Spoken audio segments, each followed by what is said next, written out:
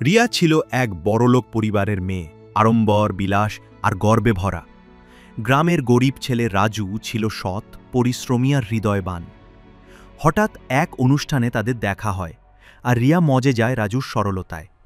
রাজু প্রথমে বিশ্বাস করেনি, কিন্তু রিয়ার ভালোবাসার ভান ও প্রতিদিনের ফোন, উপহার আর কথা শুনে রাজু ধীরে ধীরে ভালোবেসে ফেলে। ও ভাবত এবার তার জীবন বদলে যাবে। কিন্তু হঠাৎ একদিন রিয়া হারিয়ে যায়, ফোনও বন্ধ। পরে জানা যায় সে শুধু মজা করছিল, রাজুকে নিয়ে বন্ধুদের সঙ্গে বাজি ধরেছিল। রাজুর হৃদয় ভেঙে যায়। সে বুঝে যায় সব চকচকে জিনিস সোনা নয়। সে সিদ্ধান্ত নেয় আর কখনো অন্ধভাবে কাউকে বিশ্বাস করবে না। শিক্ষা: প্রেম যদি সত্য না হয় তাহলে সেটা কাউকে ভেঙে দেয়। কারো অনুভূতি নিয়ে খেলা করা কখনোই ঠিক নয়।